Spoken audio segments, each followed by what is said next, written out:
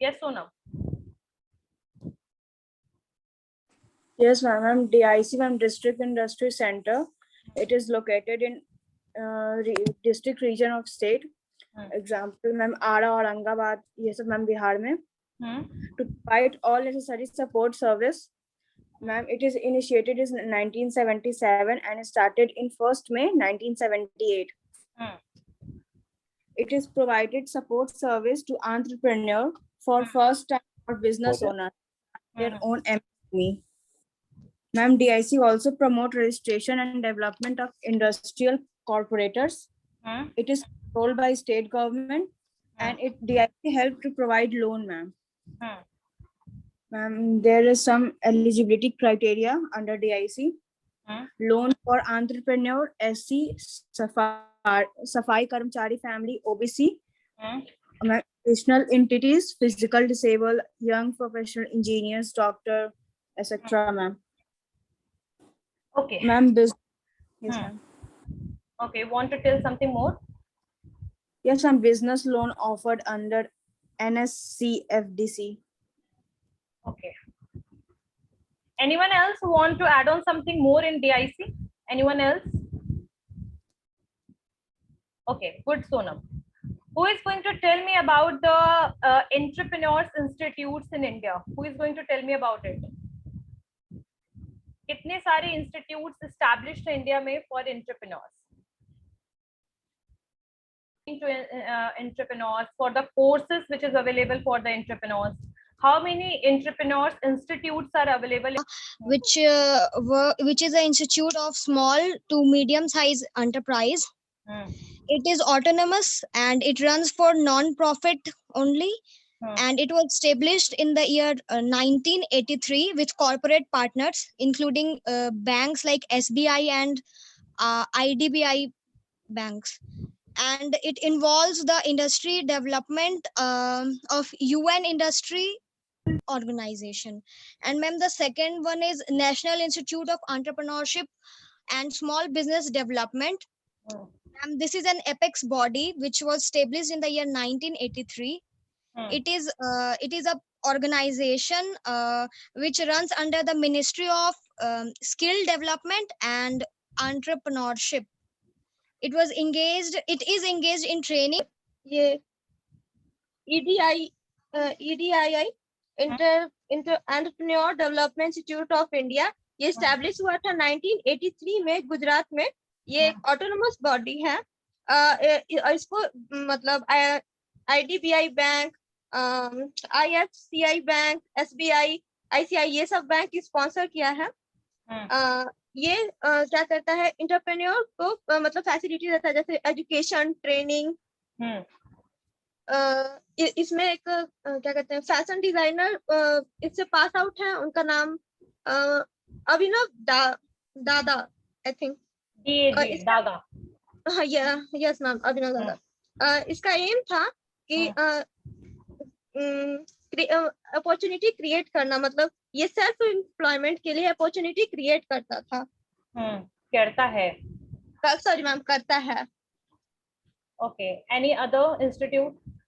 Yes ma'am, NISBD मतलब national institute of entrepreneurship and small business development. ये ministry of skill development and entrepreneurs के under आता है. ये 1983 में स्टैब्लिश हुआ था नोएडा में. इसका मेजर एक्टिविटी है कि skill development program, entrepreneurship program ये सब करवाना.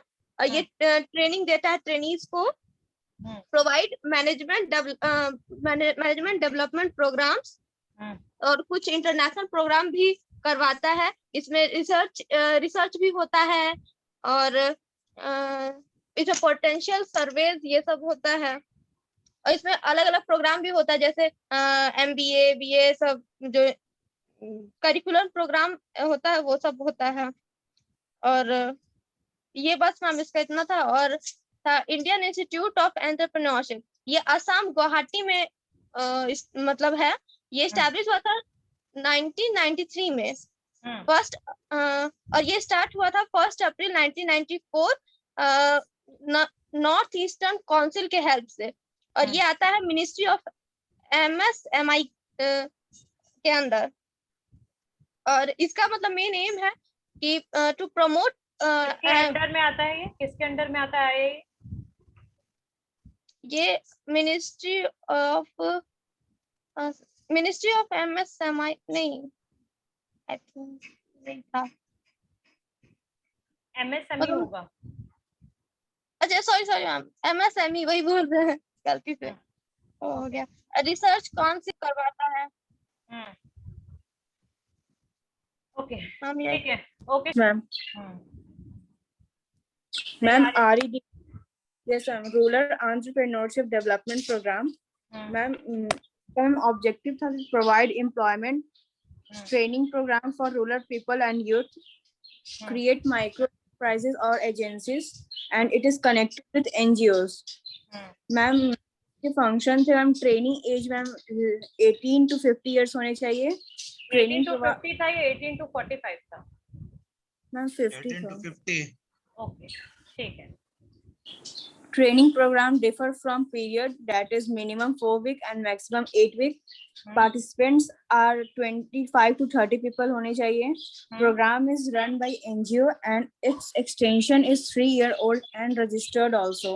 Ma'am, they should have essential infrastructure, provide pre-training and training program. Ma'am, some features of training programs: achievement and motivation, identification, opportunity and guidance. Ma'am, provide knowledge for government scheme, study about marketing aspect, demand, competition, study about bookkeeping and accounting, all the calculation part, study about management resources, and some types of REDP. First is स्वर्ण जयंती ग्राम स्वरोजगार योजना। Ma'am ये establish हुआ था 1999 में, और ma'am इसका aim है self employment for rural areas and people, and ये असिस्ट होता है, assist to BPL below poverty line. Second है, yes ma'am, and ma'am second है national programme for rural industrialisation NPRI। Ma'am ये create rural industry state and make infrastructure, support village industry. Pass ma'am budget इसका pass हुआ था 1999 में by ministry of finance SIDBI। Services that is bank service, reduce cost and credit facility. Okay good. Next Roshan, roll number 50 batch 1, roll number 50। हाँ Roshan, tell me about SDP skill development programme. SDP का objective था ma'am poverty reduction करना, employment provide करना ma'am rural people को, productivity को increase करना, फिर self employment training और मोटिवेशन के लिए, और सस्टेनेबल डेवलपमेंट, वोकेशनल एजुकेशन और ट्रेनिंग प्रोग्राम भी दिया जाता था मैम। इसका मेन एम था ma'am to fill the skill gap, मतलब जो poor quality of labour force था ना मैम, गैप हो रहा था स्किल में, उसको मतलब फिल करना इसका ये था। और उसका दो मतलब 4-5 आप प्रोग्राम स्कीम मतलब बताई थी, प्रधानमंत्री मतलब के PMKVY प्रधानमंत्री कौशल विकास योजना, ये enable the large number of youth to take an industry relevant skill training। इसमें इंडस्ट्रियल ट्रेनिंग मिलता था और कुछ ट्रेनिंग्स थे, और इसकी एलिजिबिलिटी थी क्लास 10th से 10th के कुछ कोर्सेज के लिए 10th की एलिजिबिलिटी और कुछ के लिए 12th पास इसकी एलिजिबिलिटी। ITI किया जाता था मैम, टेक्निकल या फिर कुछ टेक्निकल्स थे, और इसके बाद आपको ग्राउंड लेवल जॉब से ज्यादातर, जैसे कि कस्टमर एग्जीक्यूटिव की जॉब से, फिर जो आपके ग्राउंड फ्लोर जो पीपल होते हैं उनके लिए जॉब से इसमें, और फिर आपके कुछ मैकेनिक्स, रिपेयर पर्सन वगैरह के लिए, मतलब लिटिल बिट आप स्किल डेवलप करने के बाद जॉब प्रोवाइड कराना, ये इनका काम था। ठीक है, ओके रोशन। लॉन्च हुआ था, इसमें होता था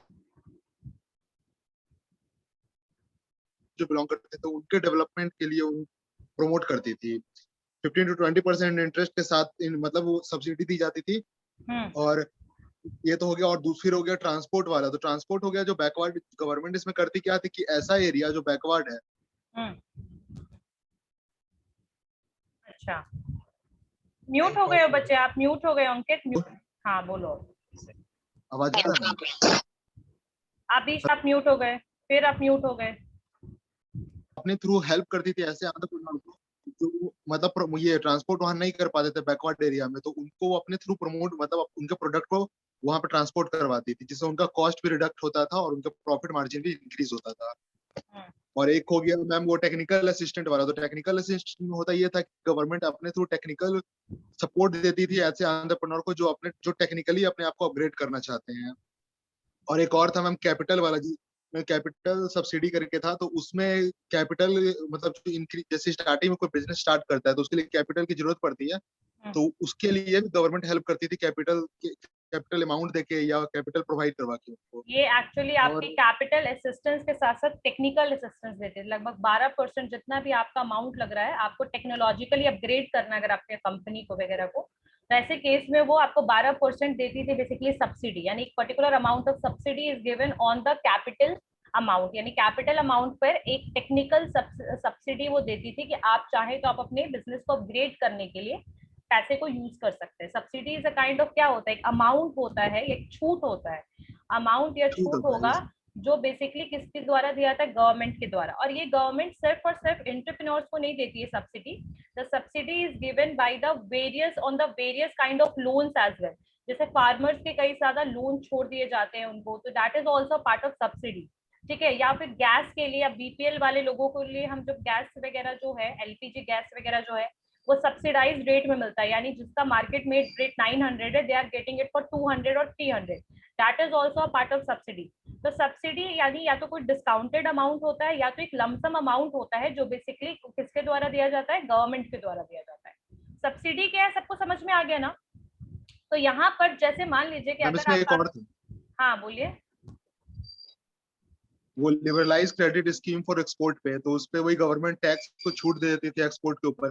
तो मैम इसमें एक डाउट है कि जैसे हम कोई प्रोडक्ट एक्सपोर्ट कर रहे हैं तो जो कंट्री में जो आपके इंडिया के हाथ में जो भी टैक्सेस एंड टैरिफ्स हैं, ठीक है, you will get the exemption on that, you will get the subsidy on that, and definitely if your product is reached to the foreign border, that is not the right of Indian government to give the subsidized amount on that.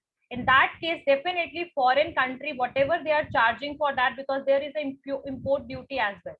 So in that case, definitely they are going to take the amount or taxes from you. That is not under the, that is not, we can't say that is under the government, Indian government to give relief to the of the import duty which the foreigners are taking. मतलब कह सकते हैं कि India से बाहर के जो countries हैं, whatever they are taking, that is not under the control of Indian government, right? So whatever they kind of benefit they are going to give you, that is up to the border, up to the Indian border. That's it. Clear हो गया? So small business क्या होता है? What is the meaning of small business? Whenever जब हम ये नया topic है आप लोगों का, तो जब भी आप देखते होंगे कि आपके आसपास कितनी ज्यादा अनएम्प्लॉयमेंट है, मतलब लोगों के पास पैसे नहीं है, और सेल्फ एम्प्लॉयमेंट या कह सकते हैं कि अपनी बिजनेस स्टार्ट करने का बहुत लोगों के ये एक पैशन होता है कि we just need to start the business. But when we are talking about the small business, इसका मतलब एक पर्टिकुलर ऐसा बिजनेस है जहां पर इन्वेस्टमेंट बहुत कम है, लेबर्स बहुत कम है, मशीन बहुत कम है, बहुत कम प्रोडक्ट के साथ आपने बिजनेस को शुरू किया, ठीक है। तो स्मॉल बिजनेस में आपके मेडिसिन एक सोल प्रोप्राइटर भी आ जाएगा, पार्टनरशिप भी आ जाएंगे, एंटरप्रेन्योर्स भी आ जाएंगे, जो छोटे मोटे बिजनेस को कंपनी को शुरू करते हैं, वो सारे आपके स्मॉल बिजनेस में आएंगे, ठीक है। अब like Tata and Birla, whatever they are starting and whatever their company is, that is not the small business, right. Small business में आपके सोल प्रोप्राइटर में जैसे मेडिसिन शॉप के ओनर हो गए, ठीक है, आपके आसपास जनरल स्टोर्स हो गए, ठीक है, छोटे मोटे डिपार्टमेंटल स्टोर्स हो गए, जो छोटे बहुत ज्यादा चेन और डिपार्टमेंटल स्टोर की बात नहीं कर रही हूँ, नॉर्मल डिपार्टमेंटल स्टोर्स की बात कर रही हूँ।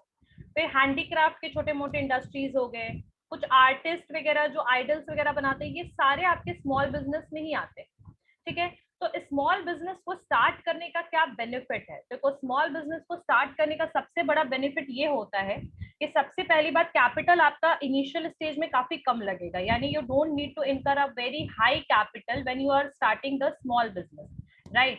एंड स्मॉल बिजनेस में आपका कैपिटल बहुत कम लगेगा। सेकेंड, रिस्क जो होगा comparatively to other big businesses and जो लार्ज या मीडियम स्केल बिजनेसेस जो हैं, उनके हिसाब से कंपैरेटिवली आपका रिस्क भी बहुत कम होगा। मैनेजमेंट में ज्यादा दिक्कत नहीं होगी, बिकॉज आप बहुत स्मॉल स्केल में बिजनेस आपने शुरू किया है, तो you don't have a very complex management structure as well. You are able to take decision, मतलब you are easily able to take decision, और डिसीजन मेकिंग जो क्राइटेरिया होगा वो बहुत इजिली होगा और बहुत फास्टली होगा, क्योंकि सारा डिसीजन आपके हाथ में होगा, तो आप इजिली डिसीजन ले सकते हैं। थर्ड है कि आपका मतलब नेक्स्ट है कि आप इसमें एक चीज और भी है कि आपके लेबर्स वगैरह कम होंगे, तो इनिशियल स्टेज में आपका जो वर्किंग कैपिटल है वो भी बहुत ज्यादा नहीं होगा, मशीन्स वगैरह जो है आपके वो उतने ज्यादा नहीं होंगे, और आप मार्केट स्ट्रक्चर वगैरह जो कह सकते हैं, मार्केट स्ट्रक्चर वगैरह जो आपका है वो भी, मतलब मार्केट एरियाज जो होगा वो भी आपको ज्यादा रिसर्च और एडवर्टीजमेंट करने की जरूरत नहीं पड़ेगी, बिकॉज ऑब्वियसली कि आप नॉर्मल एरिया या छोटे मोटे एरिया में you can start the business, right. So small and you are independent, आप इंडिपेंडेंटली काम करिएगा बिजनेस में, तो स्मॉल बिजनेस तो ये हुआ, और इसके ये बेनिफिट्स हो गए क्यों अभी थोड़ी देर में।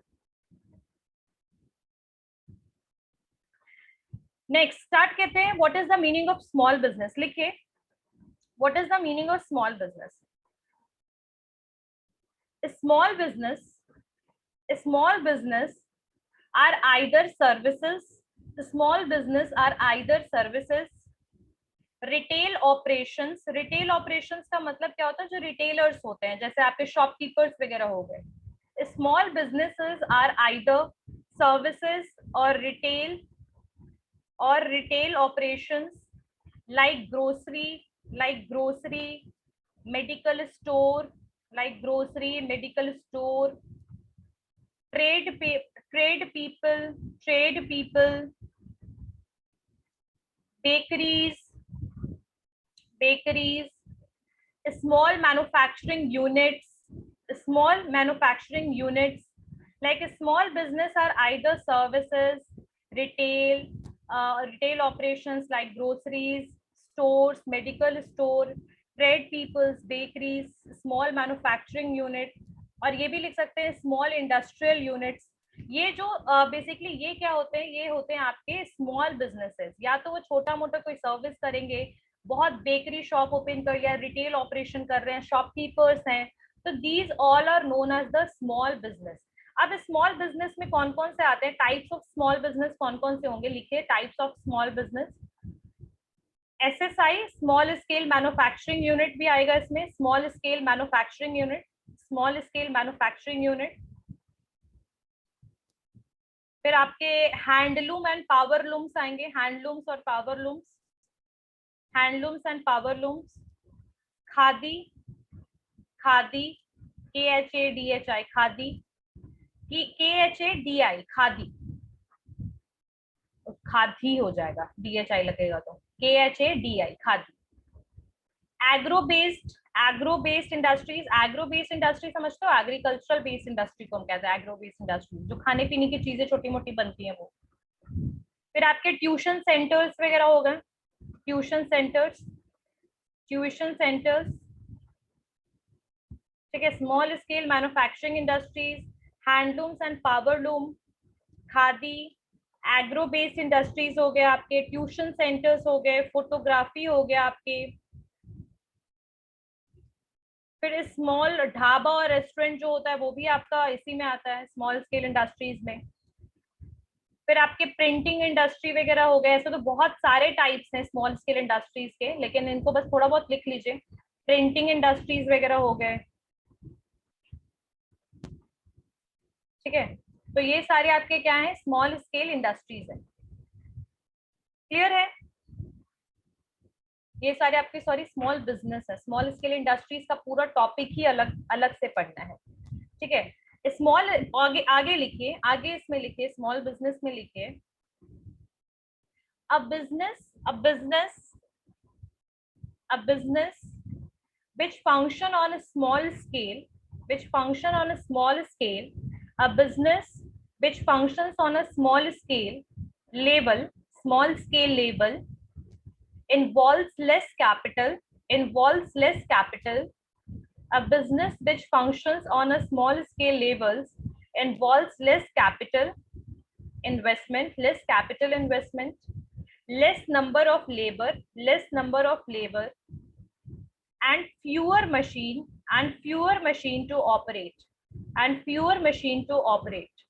a business which functions on a small scale level involves less capital investment, less number of labor, fewer machine to operate. They are basically small business. ये small business होता है, ठीक है, स्मॉल स्केल इंडस्ट्रीज और small business. लेकिन मुझे ऐसा लगता है कि ऐसे इसमें एक अमाउंट होता है, मतलब बेसिकली 5 करोड़ से कम अमाउंट जो है वो आपके स्मॉल स्केल बिजनेसेस वगैरह में आते हैं, ठीक है. तो यहाँ पर स्मॉल स्केल बिजनेस जो है वो बहुत ज्यादा इंपॉर्टेंट रोल प्ले करते हैं आपके इकोनॉमिक डेवलपमेंट में, ठीक है. एक बार बस मशीनरी इन्वेस्टमेंट वगैरह जो भी करना हो तो वो एक बार करते हैं, और ये 1 करोड़ से ज्यादा, ठीक है, 1 करोड़ से, खैर इसका थोड़ा लिमिट शायद इंक्रीज हुआ है. इसका जो इंडस्ट्री है ये 1 करोड़ से ज्यादा इन्वेस्ट नहीं करते. ये ऐसे स्मॉल स्केल इंडस्ट्रीज होते हैं, those industry which are not basically spending more than 1 crore. जो 1 करोड़ से कम इनका बेसिकली लागत होता है या कह सकते हैं कैपिटल होता है, वो 1 करोड़ से इनका जो होता है वो कम होता है. और स्मॉल स्केल इंडस्ट्रीज के टाइप्स तो मैंने लिखवा ही दिए आपको, बेकरीज, कैंडल मेकर्स, चॉकलेट्स, और बहुत सारे एमएसएमई में आपका मीडियम, स्मॉल और माइक्रो आता है ना, तो उसमें जो स्मॉल इंडस्ट्रीज है, ठीक है. अब इसमें कुछ इसके फंक्शंस जो हैं वो लिख लीजिए. स्मॉल स्केल इंडस्ट्रीज के क्या क्या फंक्शंस हैं उसके बारे में लिख लेते हैं, या फिर बोल सकते हैं नेचर ऑफ स्मॉल बिजनेस. मतलब स्मॉल बिजनेस कैसा होता है, क्या उसका स्वभाव है, नेचर क्या, फंक्शंस भी लिखेंगे.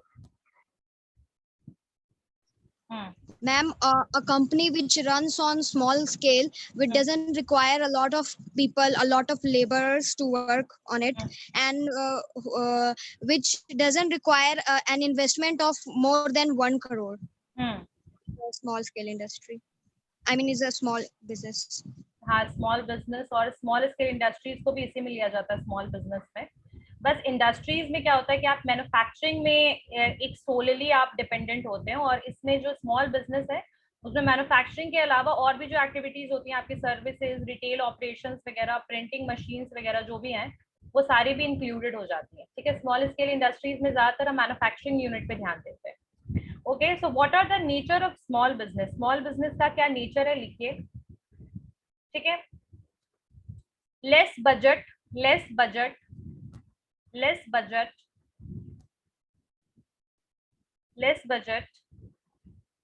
ठीक है. वेरी लेस और लिमिटेड बजट इनके पास होता है, कम या लिमिटेड बजट.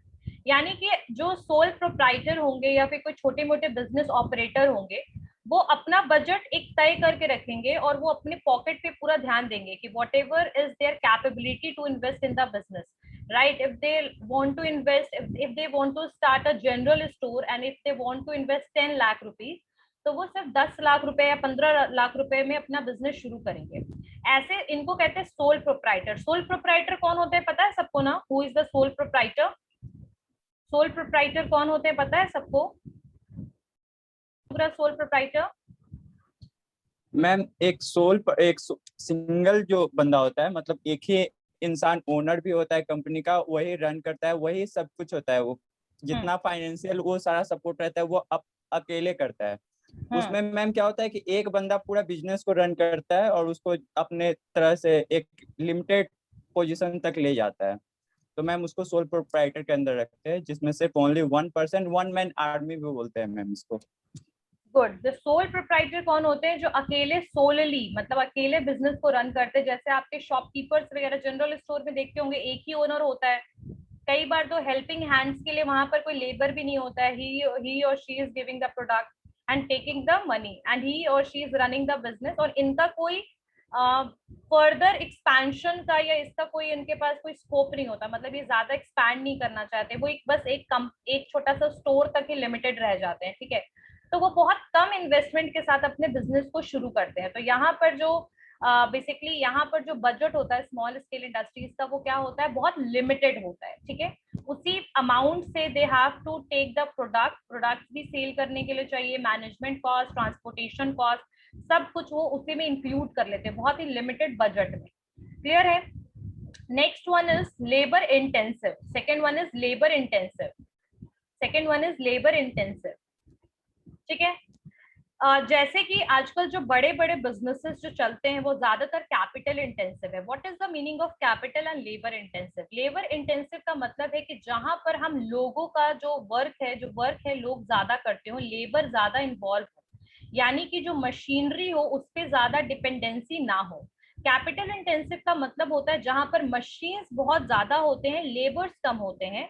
और यहाँ स्मॉल स्केल इंडस्ट्री में जस्ट ऑपोजिट है कि यानी कि मशीन्स यहाँ कम होंगे और लेबर ज्यादा, लेकिन लेबर फिर भी लिमिटेड होंगे। लाइक कैपिट मतलब लार्ज स्केल इंडस्ट्रीज की तरह सिनारियो नहीं होगा। यहाँ 5-6 लेबर्स होंगे, उन्हीं पे सारी रिस्पॉन्सिबिलिटी होगी काम करने की, मशीन को ऑपरेट करने की, प्रोडक्ट को बनाने की। और स्मॉल स्केल इंडस्ट्री चूंकि इसमें टेक्नोलॉजी जो होता है comparatively to large scale industry काफी कम होता है, यानी टेक्नोलॉजिकल प्रोडक्ट्स कम होते हैं और मशीनरी जो होता है वो हाई क्वालिटेटिव और हाई प्रोडक्टिविटी वाले नहीं होते हैं अवेलेबल।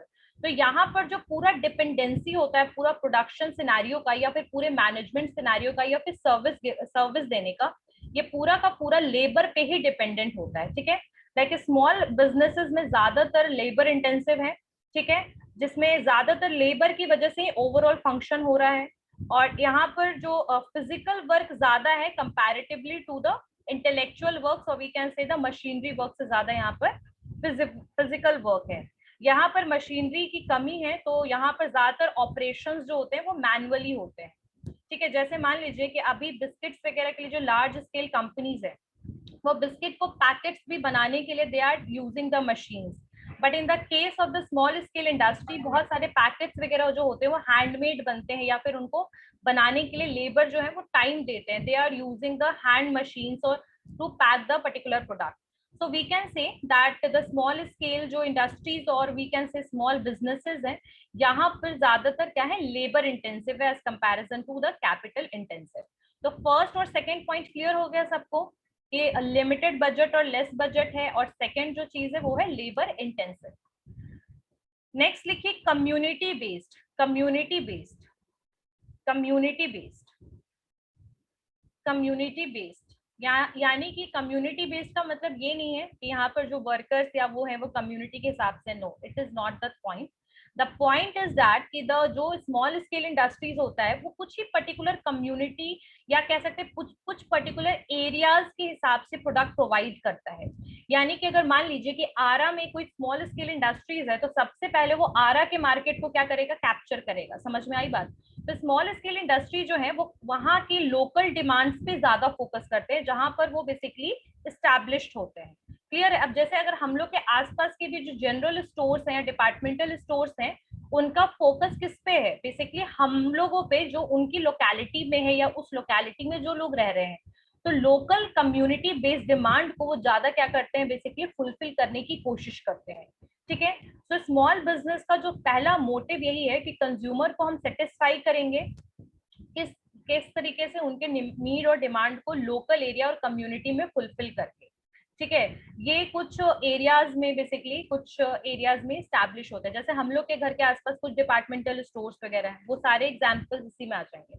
तो आप इसमें लिखना चाहते हैं तो आप 2 लाइन लिख सकते हैं, like small business are started, इसी के अंडर में लिख सकते हैं कम्युनिटी बेस्ड में, like small businesses are started, like small businesses are started with the motive of satisfying the needs and demand of a local area or community, of a local area or community, of a local area or community। ठीक है, यहाँ पर आसपास के जो areas है वहां पर वो फोकस करते हैं, जो भी प्रोडक्ट वगैरह बनाते हैं। ठीक है, वो ज्यादा पहले ही नहीं कि पूरे मार्केट को कैप्चर करेंगे, वो उतना पॉसिबल ही नहीं है स्मॉल स्केल इंडस्ट्रीज के लिए। तो they just want to fulfil the need of the local people, local consumers. Next लिखिए indigenous technology, indigenous technology, INDIGENINOUS, indigenous, G है, जे मत लिख लेना, INDIGENOUS, इंडिजिनस टेक्नोलॉजी। या फिर कह सकते हो कि आउटडेटेड टेक्नोलॉजी, और या कह सकते हैं सिंपल टेक्नोलॉजी। ज्यादातर स्मॉल टूल्स वगैरह पे डिपेंडेंट होते हैं स्मॉल स्केल इंडस्ट्रीज। सो इंडिजिनस टेक्नोलॉजी में यहाँ पर हम लोगों ने पहले ही पढ़ लिया है कि ज्यादातर लेबर इंटेंसिव यहाँ पर वर्क है, ठीक है। तो ऑब्वियसली लेबर इंटेंसिव क्यों है, क्योंकि टेक्नोलॉजी का 100% यूटिलाइजेशन नहीं है। तो यहाँ पर जो प्रोडक्ट्स वगैरह यूज होते हैं, यानी जो टूल्स वगैरह यूज होते हैं, जो मशीनरी यूज होते हैं, या तो वो बहुत नेटिव होते हैं, पुराने स्टाइल के होते हैं, आउटडेटेड होते हैं, या फिर हैंड में जो मतलब बोल सकते हैं ना हैंड यूज, जैसे हैमर वगैरह का नॉर्मल जो हम यूज करते हैं वैसे होते हैं, ठीक है। तो वी कैन से इन दिस कि लाइक यहाँ पर जो सिचुएशन है बहुत native method of operations use होता है, इसमें नेटिव मेथड यूज होता है ऑपरेशंस के लिए स्मॉल स्केल इंडस्ट्रीज में, ठीक है। कुछ आउटडेटेड टेक्नोलॉजी वाले चीजें आज भी यूज हो रही हैं, और ये कहीं ना कहीं प्रोडक्ट के डेवलपमेंट और प्रोडक्टिविटी के लिए एक तरीके से हार्मफुल भी है, बिकॉज ऑब्वियसली है कि आप प्रोडक्ट में इफिशिएंट नहीं हो पाएगा, यानी आप जल्दी fastly you can't able to produce so many products, right. So there is some lack also, but the इसका जो मेन जो नेचर है वो यही है, इंडिजिनस टेक्नोलॉजी यूज करना, ठीक है। बिकॉज स्मॉल स्केल इंडस्ट्रीज इतनी जल्दी इनके पास पैसे नहीं आएंगे एंड कॉस्ट होता है दैट इज वेरी हाई, ठीक है। So when there is no growth in the small scale industry, it is very much difficult to purchase the new, or we can say a new innovated technology. It is very much difficult for the small scale industries. Next लिखिए, next लिखिए. I guess it is enough. 3, 4 लिखवाया ना मैंने. 4 functions, 4. Ma'am, first nature of the small business is that it required less budget, and the second one is labor intensive, that is it mainly focuses on the manual system instead of capital incentive. And the third one is community based, that is try to focus on the local consumer demand and services. And the fourth one is indigenous technology, that is as we know that it uses labor intensive method, so it is very difficult for, and it mainly costed less profit, so it is very difficult for them to purchase innovative technology. Okay, आगे लिखिए, 1-2 points इसमें और भी लिख लीजिए.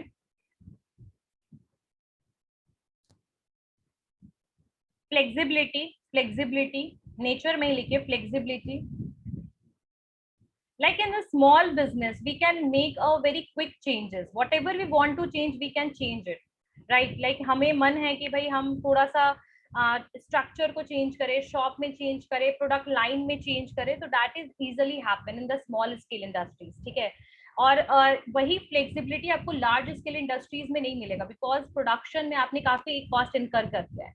लेकिन अगर small scale industry चाहे तो they can make the changes. So flexibility is available, or we can say that flexibility is very easy as comparison to the large scale industries, ठीक है. बहुत easily flexibility है वहां पर किसने, small scale industries और small businesses में. Limited reach तो समझ में आ ही गया होगा कि कम्युनिटी बेस्ड और लोकल एरियाज में बेसिकली प्रोडक्ट्स जो हैं वो सप्लाई करते हैं, प्रोडक्ट्स जो है प्रोवाइड करते हैं. और यहाँ पर मैनेजमेंट लिख लो एक वर्ड. तो यहाँ पर जितनी भी मैनेजमेंट होती है वो ओनर के द्वारा कंट्रोल्ड होती है, यानी कि अगर कोई छोटे मोटे मतलब जो ओनर है वही सारे के सारे फंक्शंस को कंट्रोल करेगा यहाँ पर, ठीक है. So the owner is the sole person who is going to control the whole management of the particular fact. अब जैसे मैं एग्जांपल बताती हूँ. वन ऑफ माय फ्रेंड, मेरी एक फ्रेंड है, हर फादर बनाते हैं that is utilised in the print in the printer. तो उसमें they are working in the that is a kind of small scale, एक इंडस्ट्रीज का वो पार्ट हो गया, फैक्ट्री. तो उनके अंडर में 10 लोग जो है वो काम कर रहा है, 10 से 15 लोग जो है वो काम कर रहे हैं. तो that is a example of क्या है ये, स्मॉल स्केल इंडस्ट्री. और इसमें जितना कंट्रोलिंग हो रहा है वो कौन कर रहे हैं, जैसे उस मेरे फ्रेंड के फादर, तो he is the owner. Clear हो गया. एंड तो ये चलिए थोड़ा सा हम पढ़ लेते हैं कि इसको लिखना नहीं है, इसको सुनना है सिर्फ, कि कैटेगरीज क्या क्या है स्मॉल बिजनेस के, what are the various categories of small business. तो यहाँ पर आपके कुछ स्मॉल स्केल इंडस्ट्रीज होंगे, जो small scale industries also one of the category जो है वो आपका कैटेगरी में आएगा आपके इसमें स्मॉल बिजनेसेस में. मैंने आपको पहले ही बताया था कि that is the SSI is a part of small business, ठीक है. तो इसमें वही है कि आपको फिक्स्ड एसेट, मशीनरी और प्लांट वगैरह जो है वो सब आपको 1 करोड़ से ज्यादा नहीं होना चाहिए. तो ये एक स्मॉल स्केल इंडस्ट्रीज है. कुछ आपके एंसिलरी स्मॉल स्केल इंडस्ट्रीज होते हैं, एंसिलरी स्मॉल स्केल इंडस्ट्रीज, ठीक है. और जो स्मॉल स्केल इंडस्ट्रीज हैं उनका एक और कैटेगरी है, दैट इज एंसिलरी। कुछ स्मॉल इंडस्ट्रियल यूनिट है, ठीक है, जो सप्लाई वगैरह का काम करते हैं एक जगह से दूसरी जगह, रॉ मटेरियल्स वगैरह, कंपोनेंट्स वगैरह, टूल्स वगैरह प्रोवाइड करने का काम करते हैं। एंसिलरी का मतलब होता है जो दूसरे इंडस्ट्रीज के सपोर्ट के लिए टूल्स वगैरह हो गया, सप्लाई करने वाली इंडस्ट्री होते हैं, एक जगह से दूसरी जगह प्रोडक्ट को सप्लाई करते हैं, ठीक है। कुछ एक्सपोर्ट यूनिट्स यानी कि जो एक्सपोर्ट्स में स्मॉल स्केल इंडस्ट्रीज हैं जो एक जगह से दूसरी जगह एक्सपोर्ट करते हैं कुछ प्रोडक्ट्स को। जैसे अभी तो एक्सपोर्ट से ज्यादा आपके ऑनलाइन और ई कॉमर्स का टाइम है, तो आप देखना कि बहुत सारे हैंडीक्राफ्ट इंडस्ट्रीज, हैंडीक्राफ्ट प्रोडक्ट्स वगैरह आपको इजीली अवेलेबल होगा, ठीक है। तो लाइक ये कह सकते हैं कि यहाँ पर कुछ एक्सपोर्ट ओरिएंटेड यूनिट्स हैं, कुछ एक्सपोर्ट करने पे जिनका पूरा काम, जो स्मॉल स्केल इंडस्ट्री का काम ही है कि वो एक जगह से दूसरी जगह एक्सपोर्ट करवाते हैं प्रोडक्ट को, ठीक है। कुछ ऐसे स्मॉल स्केल इंडस्ट्रीज हैं जो ओन्ड होता है बाय वुमेन, यानी कुछ वुमेन जो है वो उन्होंने स्टार्ट किया है स्मॉल स्केल इंडस्ट्री। ज्यादातर आपके विलेज एरियाज में Lijjat Papad, that is also a part of that, ठीक है। फिर कुछ टाइनी इंडस्ट्रियल यूनिट्स होते हैं, कुछ स्मॉल स्केल सर्विसेज वगैरह होते हैं, जैसे कि छोटे मोटे काउंसलर्स वगैरह हो गए, या फिर आपके जॉब काउंसलर्स होते हैं, ठीक है। फिर जीएसटी फिल करने की सर्विसेज वगैरह, तो ये सारी चीजें भी आपकी स्मॉल स्केल सर्विस बिजनेस में आएगा। और कुछ आपके विलेज इंडस्ट्रीज होते हैं जो विलेज एरियाज के छोटे मोटे इंडस्ट्रीज होते हैं, ठीक है, जैसे कोई नए आर्टिस्ट वगैरह के इंडस्ट्रीज हो गए। फिर आपके हैंडलूम इंडस्ट्रीज भी विलेज इंडस्ट्रीज में आता है। फिर आपके मतलब पूरा नहीं आता है, मतलब कुछ हैंडलूम इंडस्ट्रीज होते हैं, पेंटिंग्स वगैरह, हैंडीक्राफ्ट इंडस्ट्री, ये सब भी विलेज इंडस्ट्रीज में आएगा आपकी। तो ये आपके कुछ इंडस्ट्रीज की कैटेगरी था जो मैंने वर्बली आपको अभी बताया है। नेक्स्ट क्लास में हम लोग यहीं से शुरू करेंगे कैटेगरीज और दीजिए। काकीनाडा एक्सपेरिमेंट क्या है? क्या ना? काकीनाडा एक्सपेरिमेंट के बारे में बताइए, what is Kakinada experiment? Ma'am ये एक काकीनाडा एक इंडस्ट्रियल टाउन है जो कि आंध्र प्रदेश में है। इसका एक्सपेरिमेंट स्टार्ट हुआ था जनवरी 1964 में, और ये किया गया था डेविड मैकलेंड के द्वारा। और इसका ऑब्जेक्टिव था ब्रेक द मतलब to break the barrier of limited aspirants by inducing or influencing achievement motivation। और मैम इस एक्सपेरिमेंट में 52% सेलेक्ट हुए थे बिजनेस से। और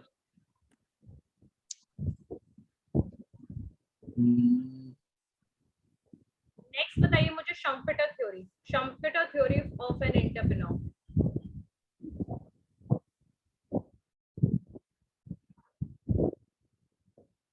शम्पेटर थ्योरी बताइए शुभम। इसका फोकस इनोवेशन पे होता है, जिसमें न्यू डिस्ट्रीब्यूशन और सप्लाई, और इसमें गवर्नमेंट पॉलिसी लिबरल रहता है मैम, और क्रिएटिव डिस्ट्रक्शन और कंपटीशन भी होता है मैम इसमें बहुत। Okay Shubham. Next. Yes ma'am. Vikas मुझे बताइए Peter Drucker theory of an entrepreneur. Peter Drucker theory of an entrepreneur बताइए मैम। Peter Drucker theory. हाँ, पीटर ड्रकर थ्योरी क्या है कि मतलब नीचे से उठाकर ऊपर तक प्रोडक्टिविटी हो मैम। काकीनाडा एक्सपेरिमेंट बताना जरा। मैम काकीनाडा एक्सपेरिमेंट मैम ये 1983 में हुआ था, जिसमें लगभग 52 लोग। मैम इसमें एक छोटा आंध्र प्रदेश में एक छोटा सा मतलब इंडस्ट्रियल एरिया है, वहाँ से मतलब वो जो रूरल एरिया जहाँ से 52 लोगों को लिया गया था, वहाँ से लिया गया था और भेजा गया था। जब वहाँ से वो आए तो लगभग 2 साल के बाद वहाँ पे मतलब ऑब्जर्व किया गया कि वो किस तरह से मतलब काम कर रहे हैं, और मतलब आगे देखा गया उन लोग का काम मतलब उनका मतलब अच्छा रहा, उनका बेनिफिशियल भी बहुत अच्छा रहा मैम। और एंटरप्रेन्योर कौन होते हैं? 2 roll number 30. Yes. Ma'am, entrepreneur is someone who involves in risk taking, who is passionate about his work, who enjoys most of the profit,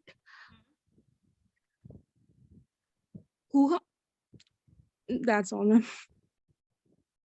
Who is an entrepreneur? जब हम entrepreneurs की बात करते हैं तो ठीक है, he or she is a risk taker, but something which is very much important, that is the entrepreneur is always motivated to do something different from the others. ठीक है, मोटिवेटेड रहते हैं, इनोवेटिव उनकी सोच होती है, क्रिएटिविटी के बारे में सोचते हैं, और इन सबसे ज्यादा वो गोल ओरिएंटेड होते हैं, यानी कि हमेशा उनके दिमाग में एक चीज चलता रहेगा कि what they want success in their business. They are very much passionate, exactly, they are passionate toward achieving the goal, so they are entrepreneur. Now what is entrepreneurship? What is the entrepreneurship? What is entrepreneurship? Yes, Sonam. The process of setting up a business or enterprise. Exactly, we can say that is a outcome. मतलब entrepreneur जो है वो basically अपनी creativity से क्या लेकर आएगा, finally क्या generate करेगा. Entrepreneurship, it is a, we can say that is an outcome. या तो वो एक outcome है या फिर वो एक enterprise जो है वो set करता है, establish करता है. That is a basically that is a process of setting the enterprise, that is entrepreneurship. ठीक है, तो like we can say that is a result or outcome जिसको हम क्या कहते हैं, entrepreneurship. Now the question is that what is the characteristic of an entrepreneur? क्या है characteristic entrepreneurs के? What are the various characteristics of an entrepreneur? Raise your hand. Anugrah, चलिए बताइए मुझे, what are the various characteristics of an entrepreneur? Ma'am entrepreneur जो होगा वो risk taker होगा, साथ में मैम उसको फाइनेंशियल नॉलेज होना चाहिए, टेक्निकल नॉलेज होना चाहिए, उसके पास एक पायनियर होगा, he is a true pioneer, और मैम और he has a some creative mind and mindset, and ma'am confidence होगा मैम, बस इतना ही याद है. Good. Anyone else who want to add on some more points in this? Yes, batch 1 roll number 9 विकास, बताइए. Ma'am economics activity होनी चाहिए उसमें, और फ्लेक्सिबिलिटी भी होनी चाहिए मैम उसमें, और प्रोफेशनल भी होना चाहिए मैम, प्लानर भी होना चाहिए, और नॉलेज मैम, और उसको सोशल स्किल्स की भी जानकारी नॉलेज होनी चाहिए मैम. Okay, good. ठीक है, ऑफ एन एंटरप्रेन्योर सबसे पहली बात इंडिपेंडेंट होना चाहिए, फिर वो बोल सकते हैं कि नॉलेजेबल होना चाहिए, गोल ओरिएंटेड होना चाहिए, इनर्जाइज होना चाहिए, ठीक है, पैशनेट होना चाहिए, साथ साथ में उसमें टेक्नोलॉजिकल नॉलेज के साथ साथ मैनेजमेंट स्किल्स भी होना चाहिए उसमें. ठीक है, उसके बाद फिर उसके अंदर एक अचीवमेंट बोल सकते हैं ना, कि नीड फॉर अचीवमेंट वाली क्वालिटी होनी चाहिए, ना कि मनी के लिए नहीं, सिर्फ अचीवमेंट वाली क्वालिटी. ठीक है, और कह सकते हैं कि नेक्स्ट आप लिख सकते हैं, हाँ, फ्लेक्सिबिलिटी वगैरह भी होगा, साथ साथ में कमिटमेंट होना चाहिए, अपने वर्क के टुवर्ड कमिटमेंट होना चाहिए. ठीक है, तो all these are basically the characteristic of an entrepreneur. Now what are the functions of an entrepreneur? क्या क्या फंक्शंस होने चाहिए एंटरप्रेन्योर के? What are the various functions of an entrepreneur? Functions of an entrepreneur. Yes, batch 2 roll number 3 Shweta, batch 1 roll number 3. Yes, Shweta. Proper execution or implementation of any project within the organization, फिर capital का adjustment, फिर knowledge होना चाहिए technical issues या technical issues पे, फिर industrial licence obtain करना चाहिए, या और portfolio investment means to reduce the risk, उनमें क्वालिटी होना चाहिए रिस्क को रिड्यूस करने का, और फिर यस मैम, और शॉर्टफॉल्स इन द कैपिटल को मैनेज करने का. Very good. We can say they have multiple functions, जैसे कैपिटल फंक्शंस हो गया, जैसे कैपिटल मैनेजमेंट आ गया आपका. ठीक है, फिर आपके मैनेजरल डिसीजंस की कैपेबिलिटी भी होनी चाहिए, यानी कि they are a good decision maker. ठीक है, उनको डिसीजन लेने की कैपेबिलिटी उनमें होनी चाहिए. ठीक ठीक है। साथ साथ एक रिस्क लेना है, बट किस तरीके का रिस्क लेना है, यानी कि मॉडरेट रिस्क। ज्यादातर जो एंटरप्रेन्योर्स होते हैं they are the moderate risk taker, ठीक है। तो they have to take decisions regarding to risk, they have to take decisions regarding to management skills होना चाहिए उनमें, टेक्निकल स्किल्स होना चाहिए अगर वो टेक्नोलॉजिकल प्रोडक्ट में काम कर रहे हैं तो, ठीक है। तो ये उनके फंक्शंस हो जाएंगे। और बिजनेस से रिलेटेड डिसीजंस, मार्केट से रिलेटेड डिसीजंस लेने की उनमें कैपेबिलिटीज होनी चाहिए। तो ये कुछ फंक्शंस हो गए जो एंटरप्रेन्योर्स करते हैं। एम्प्लॉइज को हायर भी करते हैं एंटरप्रेन्योर जो है एम्प्लॉइज को भी हायरिंग का काम करते हैं, मैनेजमेंट का भी पूरा काम करते हैं, मैनेजमेंट में डिसीजन लेने का काम करते हैं, मार्केट रिलेटेड काम करते हैं, कई बार रिसर्च में भी इंडल्ज होते हैं, ठीक है। साथ साथ में कई बार वो बोल सकते हैं कि आपके टेक्निकल नॉलेज वाले जो प्रोडक्ट्स हैं, जैसे अभी एक मेरा फ्रेंड है जो एक तरीके से कह सकते हैं कि दे हैव मल्टीपल फंक्शंस, ठीक है। फिर फाइनेंशियल मैनेजमेंट का भी काम उन्हीं को करना चाहिए। तो these are the basically functions.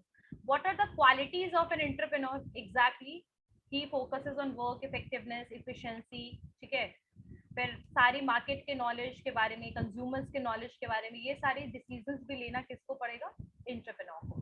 Qualities क्या है एंटरप्रेन्योर में? तो क्वालिटीज तो आपके बहुत ज्यादा कैरेक्टरिस्टिक से ही मैच करेंगे भाई, ऑब्वियसली।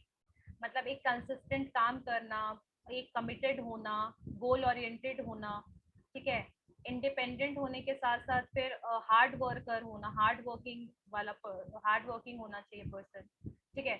साथ साथ में बोल सकते हैं एक प्लानर होना चाहिए, कॉन्फिडेंस होना चाहिए, मोटिवेटेड रहना चाहिए, साथ साथ अपने भी और बाकी एम्प्लॉइज को भी मोटिवेट करे। तो that are the qualities of an entrepreneur. So I guess qualities, functions, characteristics and entrepreneur and entrepreneurship shortcut में बताती हूँ। We studied about the last class में जो हमने पढ़ा था NISBUD, EDII, DIC के बारे में and some government subsidies के बारे में हमने complete किया। नेक्स्ट हमने पढ़ा स्मॉल बिजनेस क्या है, कैटेगरी ऑफ स्मॉल बिजनेस क्या है, कैरेक्टरिस्टिक्स ऑफ स्मॉल बिजनेस, ये हमने आज पढ़ा। उसके अलावा आज हमने रिवीजन का काम किया, revision of the first chapter and very basics of the EDP, that is what is the meaning of entrepreneur, entrepreneur कौन है, ठीक है। एंटरप्रेन्योरशिप क्या होता है, ठीक है। नेक्स्ट है characteristic of entrepreneur, nature of characteristic, good quality of entrepreneur and functions of entrepreneur. ये जितने टॉपिक आज क्लास में हुए हैं, इन